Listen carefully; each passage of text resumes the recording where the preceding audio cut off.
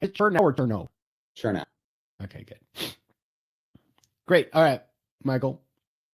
I start every interview with the same question, and you're not going to escape me.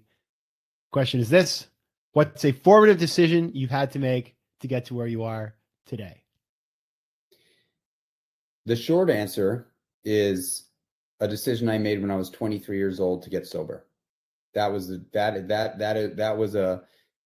probably the most pivotal moment in my life, and everything I have today, outside of some shitty tattoos, were made on the other side of that decision and have helped me build the life that I am super grateful to have. That's a great start, and we're going to get into that in this interview today. But I want to start I want to ask you a question. So see if you remember this. Do you remember what you were doing the week of October 21st, 2014? Any memories? October 21st, 2014, I was most definitely, chances are I was in the raw space of, either shooting the TV show with CNBC called, what the hell was the name of that show? Oh my God. Consumed the Real Restaurant Business. Okay. That was like probably around the time that I was shooting that show, or I was in the early, no, I was like, it's still heavily involved in Meatball Shop, starting to create Seymour's and shooting that TV show. Okay, so that's all good. There's one thing I'll jog your memory a little bit. One thing you were probably doing was dealing with the fact that somebody had eaten at your restaurant that had tested positive for Ebola. Oh my gosh. Remember that? Remember that? Do I remember that? Yeah, sorry to do that to you, but this is when I was prepping for this interview, because so Meatball Shop, if you come in New York City, you've probably eaten at it. It's delicious and wonderful. And I don't even like meat that much. And I used to go there, and I lived less than a 10-minute walk from this restaurant. And I was like, wow, the Ebola crisis has come to the hood. And so they shut down the restaurant, and then Mayor de Blasio, who, not everybody's favorite, did a solid and ate at the restaurant, and you guys reopened. But what was that like? Because that was crazy. By the way, so I just want to mention something about that. I got a call at 11 Yeah. o'clock at night from the I think it was the DEC, and they said, "Are you Michael Chernow, founder of Meatball Shop?" And I said, "Yes." "Who is this?" And they said, "Somebody who tested positive for Ebola was at your restaurant within the last 24 hours, and we need to quarantine your restaurant." And I called on my partner Daniel, and he's like, "I just got off the phone." And so we all, obviously, I was upstate at our house, and I drove down in the city, and not only did de Blasio eat there, de Blasio also had his press conference right in front of our restaurant. So that was the city really coming to the rescue for what could have been an incredibly challenging experience. Obviously, it was very, it was tough no matter how you slice it, but de Blasio did us a big solid for sure by doing the eating there, and then doing his press conference and then following up by eating. But also the amount of people that came out to support us and line up to eat at the restaurant was like truly touching. It was beyond, Daniel and I were like, wow, like this is New York City at its finest, Yeah, it's so true. And that's really cool because it kind of shows us where you've gone. You've built brands and experiences that people really care about. Now, you mentioned at the beginning of the interview that you made this important decision to become sober.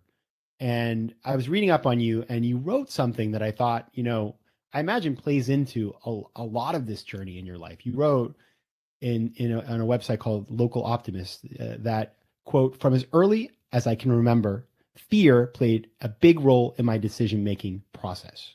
So talk about why that is and how that sort of shaped your early years up until that moment when you made the decision to put your life back together.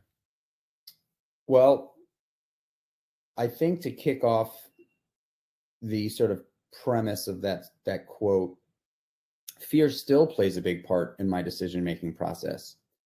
However, there's two ways to experience fear in my, like, from my standpoint.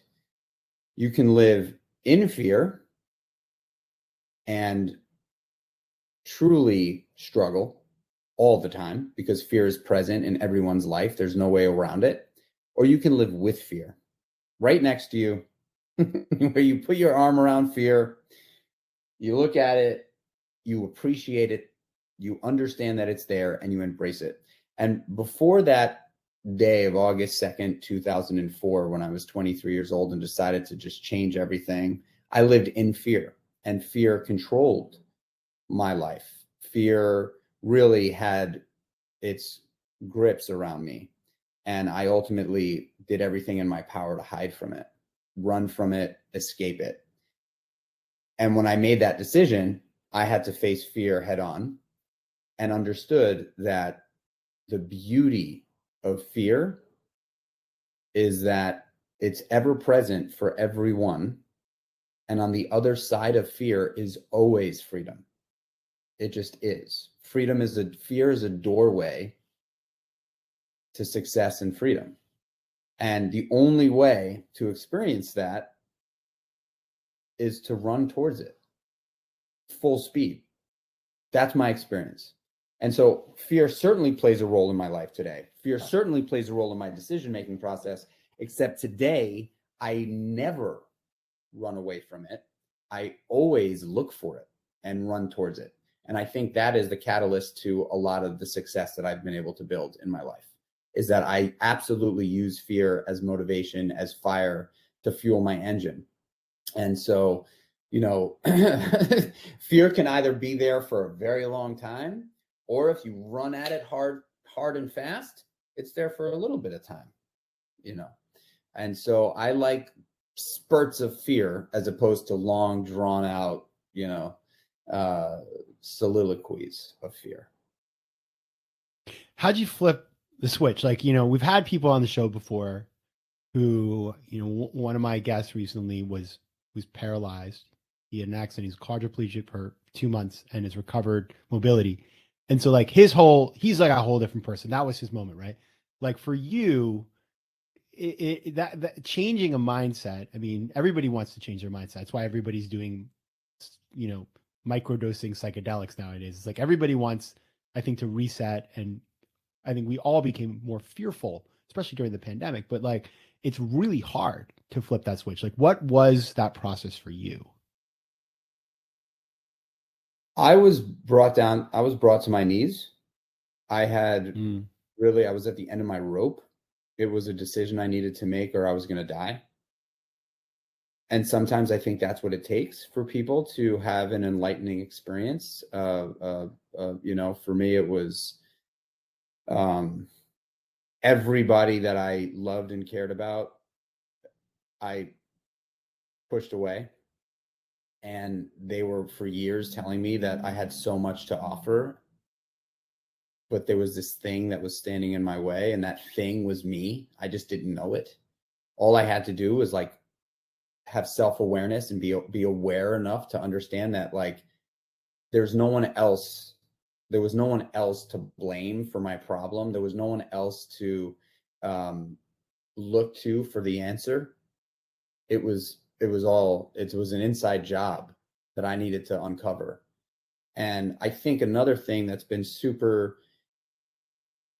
sort of eye-opening for me in my career is the driving force. Ultimately, I love connecting with human beings. I think that is really my superpower, but I don't know if that's necessarily what drives me. I think what drives me, and since I was a little kid, has been my sort of ferocious hunger for discovery. I'm like a very curious person. Curiosity is like at the core of my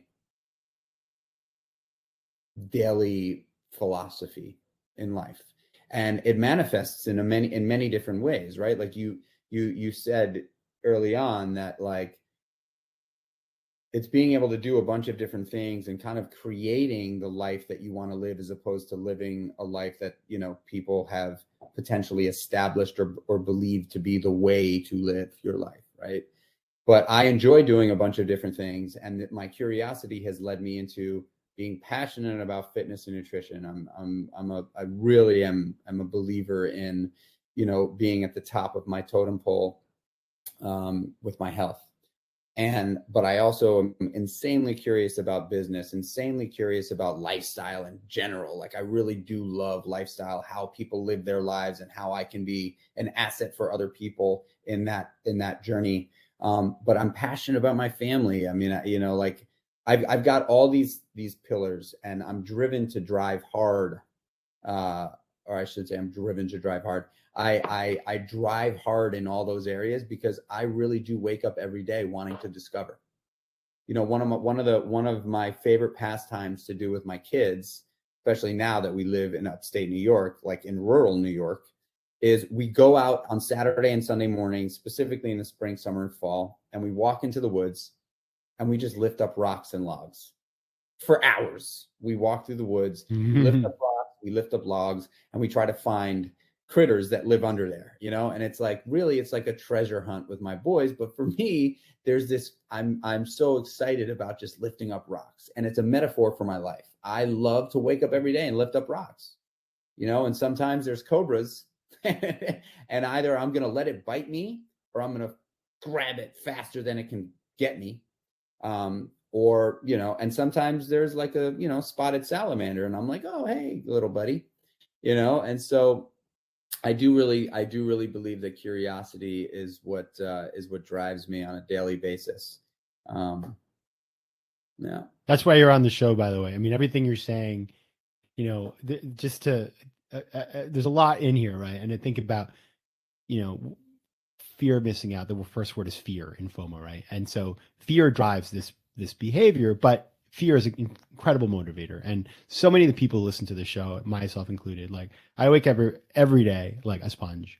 And I grew up in the middle of the woods, so I understand what it was. We did that every day. We were out there turning over rocks, building forts, whatever. We had like a whole military operation as children, which, by the way, you know, it's like, now I'm looking back and I'm like, was that good or bad? But it is that curiosity, I think, is what drives so many of us. And the system for a lot of us beats it out of us, like going to these schools and all the structured things in the job where you're, you know, put in a box, like those things beat out our curiosity. And it's our job to fight to keep it alive, even if we're not entrepreneurs, even if we don't work for ourselves. Now, on the flip side of that, though, so you're what I like about your story, and I find it so exciting, is, you know, you started out in the world of food, and you worked at restaurants. You started your own restaurants. You've moved on to media and fitness. Now you've kind of you've got your hands on a lot of pots. I'm curious, was it always that you were doing a lot of things, or like when you first started in the food industry, did you have to do, you know, you think about like, you know, the classical like Malcolm Gladwell 10,000 hours or whatever it is, but like, did you have to become a specialist in order to get the expertise that you could then spread your wings, or were you always somebody who was doing a bunch of different things? You know,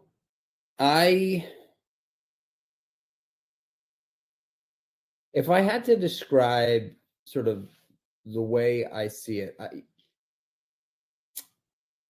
I'm like a fear-facing, relatively confident life liver.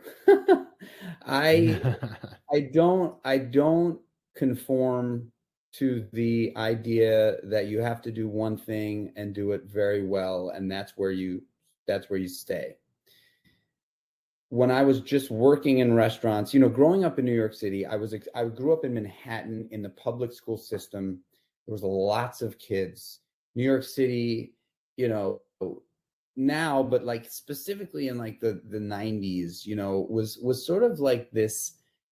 It was the mecca of modern culture, you know, especially in the United States of America. It was just like, for everything from fashion to the arts to food.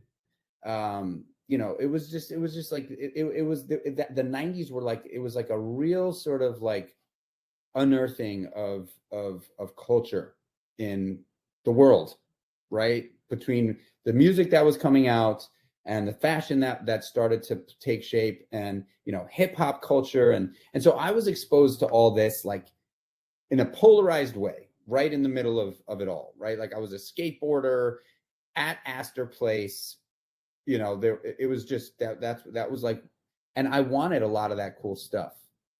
And so and my parents didn't have a lot of money. So in order to get that cool stuff, I had to work. And so not only was I exposed to all this cool stuff, but now I'm exposed to communicating with people at scale, right? I was like, I got a job in a restaurant when I was 12. So I really not only learned how to be a chameleon because I was always the youngest guy, always the youngest kid in the environment, but I sort of understood, like today, I feel very confident, like at the White House or on Skid Row. You put me in both places, I am going to make friends with everybody I meet, just because of how I grew up in New York City. And so I think that like between that and then, and then working in the nightlife for years and then making the decision to get sober and then replacing all of my bad habits with great ones introduced me to a whole new chapter of life in the world of fitness and nutrition. And so I never, even though I opened up the meatball shop, which was do one thing, do it really well, we focused on meatballs, everything else in my life was kind of, there was a lot of variety. I was into fitness, I was into food and beverage, I was into fashion and lifestyle. I got married pretty young for New York City. So I really was passionate about family. And so, like I kind of like break my life into like family, fitness, fashion, food, and faith. Those are like the things that I love. Lots of F's there. But I'm that. To just pursue all of those things at as hard as I can. And I've been successful at that. I launched a business a little over a year and change ago called Creatures of Habit, which I've taken a break from the restaurant business after 27 years and started this lifestyle and wellness brand called Creatures of Habit. It's a direct-to-consumer CPG company. We sell a product called Meal One, which is an instant and overnight oatmeal blend with all sorts of great supplements, super clean ingredients. And like I've just learned in the last year and a half, a whole new business. Like going from the restaurant industry to digital media and product is like a totally different business. But I surrounded myself with great people. I used the skill sets that I've developed over the years to surround myself with great people in a totally new industry that are experts in this industry. And I've used my platform to launch another business, and it's working. It's working. Knock on wood. It's working. And so I guess that is to say that anybody that's listening, there's no pill you can take. There's no switch you can flip. There's no person that can save you. There's no, it is really decision after decision that shows up in your life on a daily basis. You have a choice, the right one or the left one. That's the way I see it. It's two ways to go. You got the right decision, which most of us know what the right decision is at the time. Whether you choose to make it is up to you. You push snooze or you wake up. You eat the donut or you eat the apple. You work the extra hour because you know that you want the promotion, and even though you may not want to sit at the desk the extra hour, but you know that your manager is across the room and they will notice if you do it, or you go home. The decisions are just they're nonstop, and so it's hard work no matter how you slice it. But the more right decisions you make over time, they compound. And now I could say, after years and years and years of really hustling hard, I'm very comfortable working 6 to 8 hours a day. Comfortable. Don't feel guilty. Like, show up to my office at 11:15 and leave at 6 and feel totally okay by that because I put in the work, and like I believe that at a certain point there is a balance to life. There's this, for years it was like hustle culture, gotta work 18 hours a day. I don't believe in that shit. I think that there is a time and a place for it, without a question of a doubt. I know for sure the first 2 to 3 years launching Meatball Shop, my business partner Daniel and I, we did work 90 hours a week. I almost lost my marriage, and I had so much stress that my hands and my feet were so swollen because stress had totally, and it wasn't even stress about like the business, suffering or not. It was just that amount of work and not balanced out with any personal time is suffering for the human condition.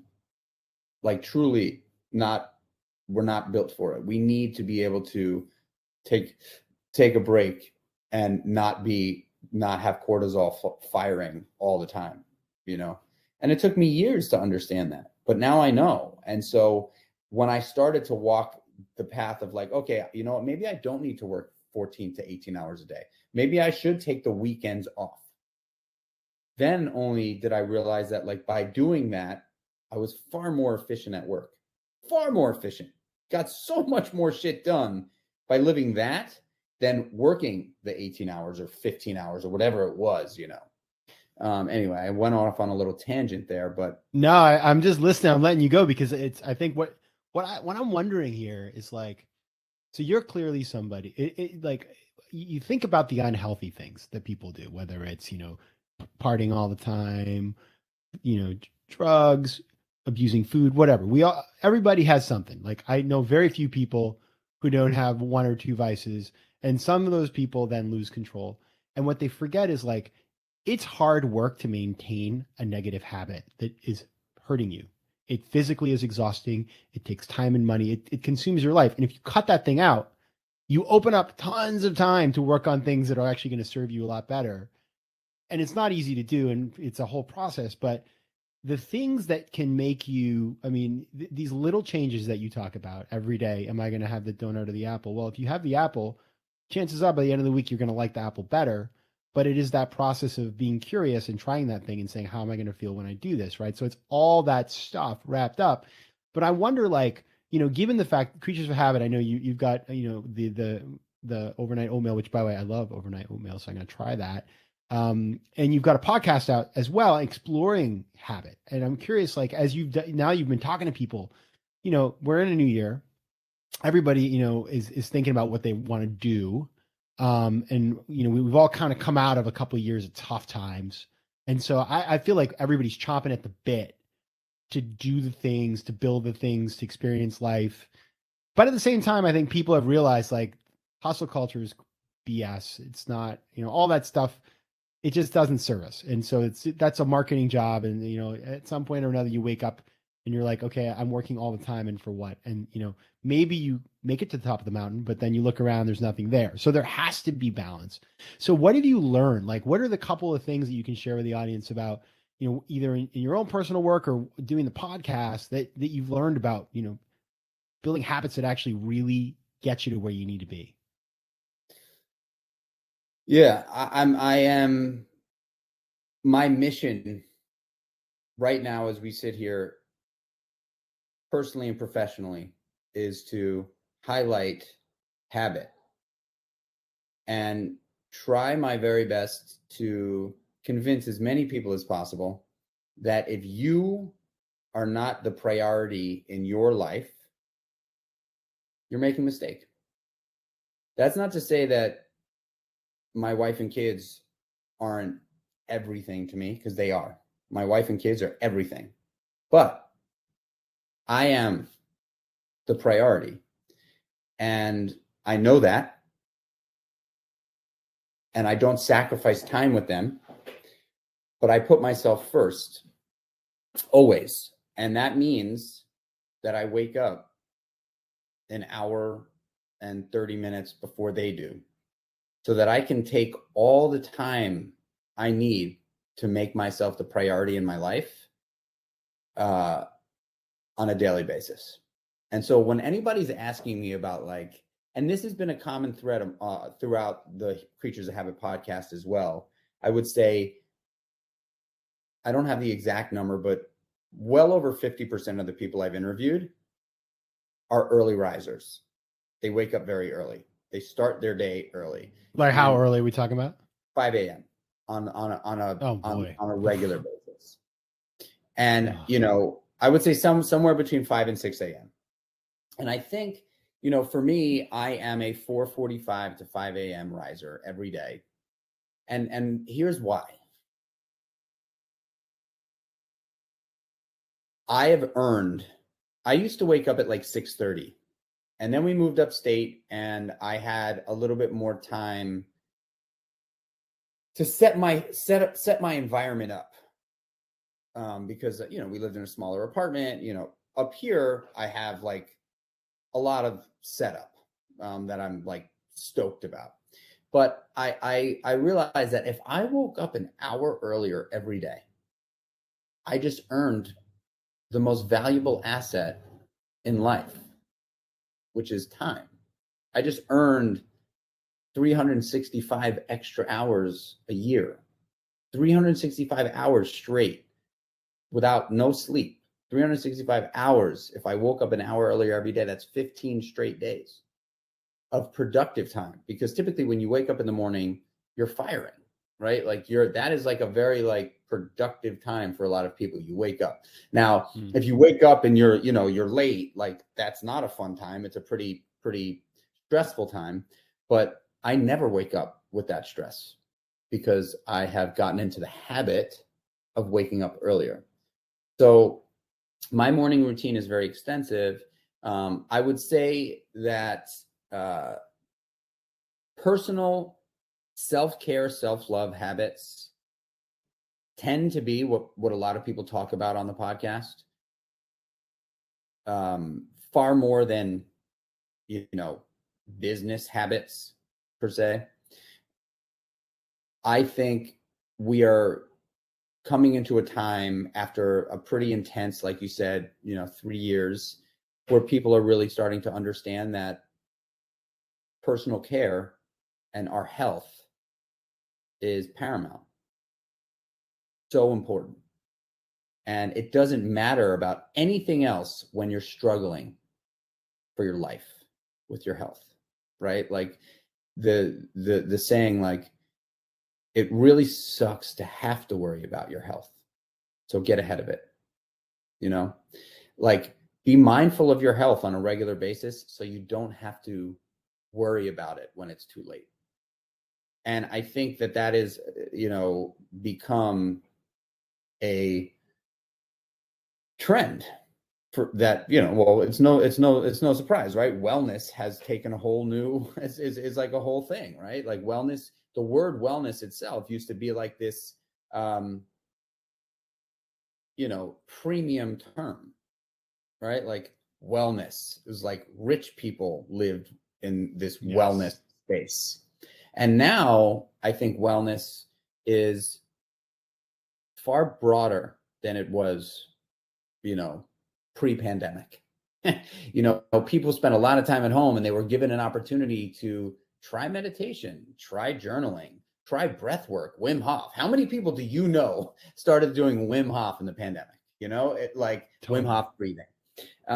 So, you know, what I say, you know, to people that are trying to walk the journey or trying to step onto the path of wellness is, only in the last 200 years or so have homes, cars, jewelry, well, maybe jewelry, not so much, homes, cars, toys, gadgets, expensive things become the goal. Before that, it was food and shelter and survival, strength and food, right? Like you won when you got the meal, when you hunted the animal, or when you harvested the fruit. You won when you got away from like the saber-toothed tiger. Like that was the win. That was it. You won. You were able to fight it off, or you were able to defend yourself in some way, shape, or form. That was, we are wired to believe that survival and food are like massive wins. And so I'm trying to reinterpret that in my life, where I want to win through physical fitness, and I want to win through the things that I feed my body. And if I can commit to doing those two things well, I can do anything, because those genuinely feel like wins for me. So I make sure that I physically move my body in a vigorous way every single day. So I feel exhausted at that moment, and it's a real win. Like I genuinely feel like I've won.